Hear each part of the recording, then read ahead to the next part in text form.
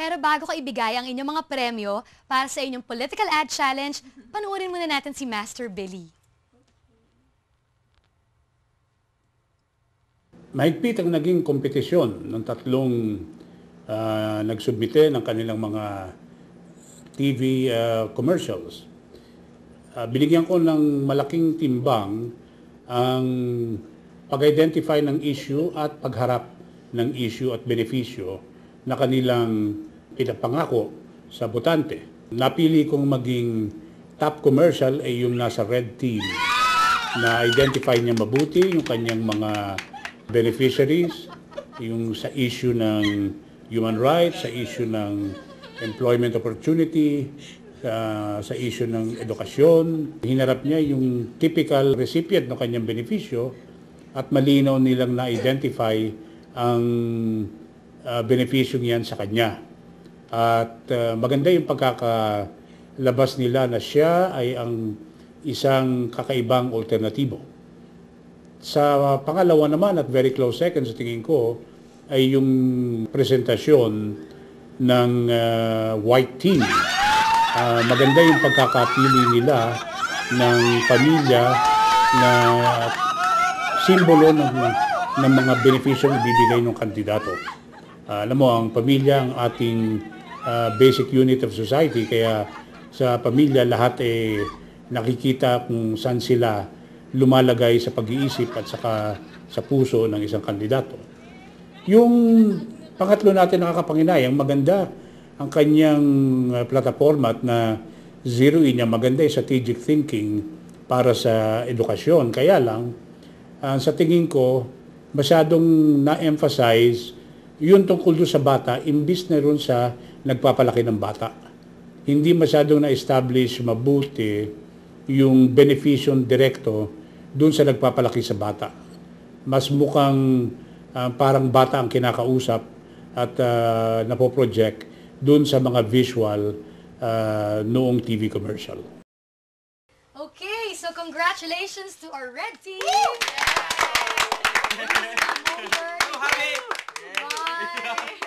Two, three trash bags.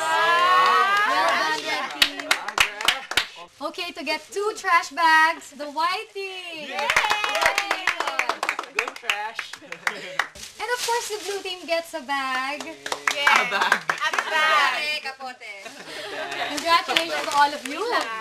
Okay, tandaan nyo, huwag nyo munang gawing basurahan yung mga bags na yan dahil magagamit nyo pa yan sa inyong mga susunod na challenge. Okay? Alright, I want to ask you, blue team, meron ba kayong violent reaction sa decision ni Master Billy? Ano masasabi nyo? Okay, I think it's fair, no? I think nagamit nila yung lahat ng sectors sa society at bigyan sila ng specific platform. That's very good, no? Red team, any reactions dun sa presentation nila? Actually, I was surprised that we won because everything, when we met with Master Billy, everything he said that we lacked, blue team had. Like, he said, you need something to summarize it, like a tagline or something. And then so I was like, okay, so maybe blue, they were more successful in terms of delivering the message like that. So I was shocked. But I'm really happy. And I agree with Master Billy for choosing us. Very good, Any Master more Billy. reactions? Okay, yung sa blue may recall. Yun ang ano ko, may recall yung. May recall, yung pagka-execute. Pero sabi ni Master Billy maganda yung Di ba sa kanya? Kaya ano eh. Sinama niya. May Okay. plastic bag na tayo. Whitey, meron kayong comment? Ako personally, pinaka-favorite ko talaga commercial sa lahat, yung sa blue.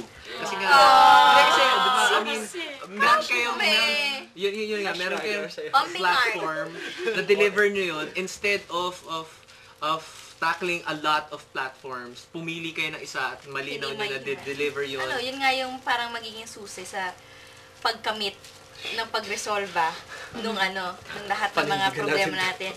Lad story sa Senado. Okay. Red team, I'm sure you agree sa desisyon ni Master Billy, no? Ano sa tingin niyo nagpanalo sa inyo?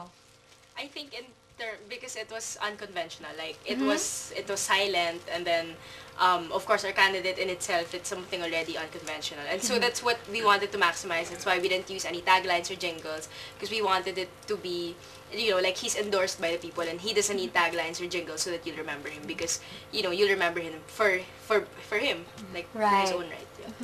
Tsaka Si John Lester Balikan. Yun ang nagpapanalo. For the benefit of the viewers, si Lester kasi ay hearing impaired. So siya ang kandidato nila. So, any comments on the political ad of the red team? Sa akin, actually nagulat ako sa treatment nila because I really expected that they were gonna play up the whole hearing impaired thing na mag-focus sila sa sector of the society na yan, ganyan. Tapos nagulat ako that they chose to actually, sa dulo mo na lang malalaman na hearing impaired pala si Lester nung nag-sign language siya. Kasi wala talagang na-mention the whole ad. So, nagulat ako. Ang galing. Okay. Just like me. Comments? Yung sa red team, nagulat kami as a team kasi white background. As in, makikita mo lang yung sinasabi nila. Tapos, yung subtitles. As in, hindi ka madidistract. Talagang straightforward. Alam nila kung sino yung kinakampanya nila, alam nila kung ano yung gusto nilang sabihin, at pagkatapos nila sabihin yun, tapos. Anymore, yung white team naman, the consistently second place. Oh, well. Ano masasabi nyo? Do you think you could have done better? What do you think of... Well, para sa akin maganda na siya. Kaya lang, syempre, hindi pa yun yung best eh. Kasi, diba, na-judge na. Na-judge na. Siguro, ano lang.